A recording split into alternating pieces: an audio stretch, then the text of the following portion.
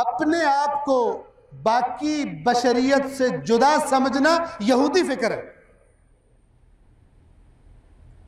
چاہے مسلمانوں کے کسی مسلک میں آ گئی کہ قیامت کے دن اللہ کا قانون باقیوں کے لیے اور ہوگا، ہم ایکسیپشنل کیس ہوں گے قیامت کے دن.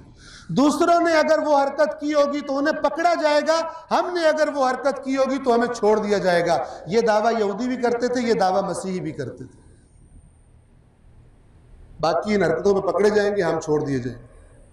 اور یہ مرض قرآن سے دور ہونے کی وجہ سے مسلمانوں کے مسالک میں بھی کم و بیش تھوڑے بہت فرق کے ساتھ سب میں موجود. تبھی تو کہتے ہیں ہم جنتی ہیں، باقی سارے فرقے جہنمی ہیں.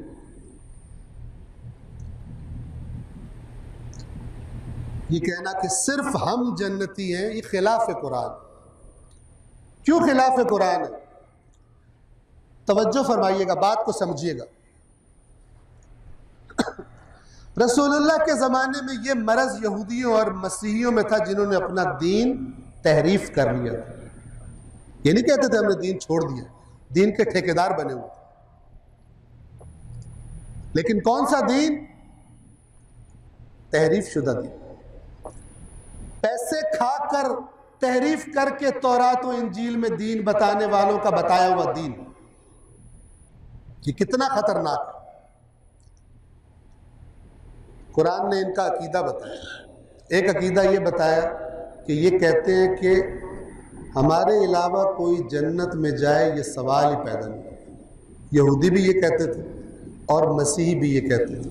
ایک عقیدہ. دوسرا عقیدہ کیا تھا؟ کہتے تھے کہ اگر ہم جہنم میں چلے بھی گئے تو ہمیشہ وہاں نہیں رہیں گے، حتماً واپس ہم جنت میں آ جائیں. اللہ نے الفاظ دیکھیے قرآن کے، یہ پہلے سپارے میں ہے قرآن. اللہ نے فرمایا، انداز دیکھیے، رسول پاک سے فرمایا قل، اے رسول ان سے کہیے اتخذتم عند اللہ عہدا، تم یہ جو کہہ رہے ہو، جو باتیں کر رہے ہو، تم نے اللہ سے کوئی عہد لے لیا ہے؟ ام تقولون علی اللہ ما لا تعلم، یا تم خدا پر وہ جھوٹ باندھ رہے ہو جس کا تمہیں علم بھی نہیں ہے، سنا سنایا دین پہ چلنے والوں. یہاں سے اوپر والی آیت میں بتایا کہ انہوں نے دین کہاں سے لیے، ان کی خصوصیت بتائی ہے. پہلی خصوصیت اس عوام کی یہ بتائی ہے کہ یہ کتاب، اپنی کتاب، کتاب خدا کے بارے میں جاہل ہے.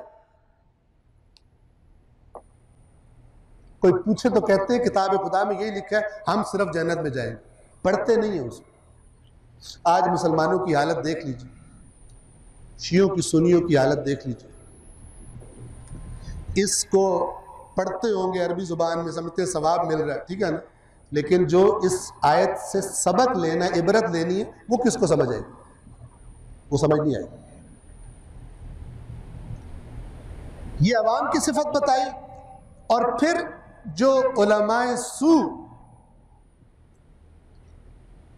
ان کا بتایا کہ وہ کیا کرتے ہیں ان کے ساتھ، اپنی عوام کے ساتھ اپنے ہاتھوں سے تورات کو لکھتے ہیں، یعنی تورات میں اپنے ہاتھوں سے تحریف کرتے ہیں اور پھر عوام سے کہتے ہیں یہ اللہ کی طرف سے آئی.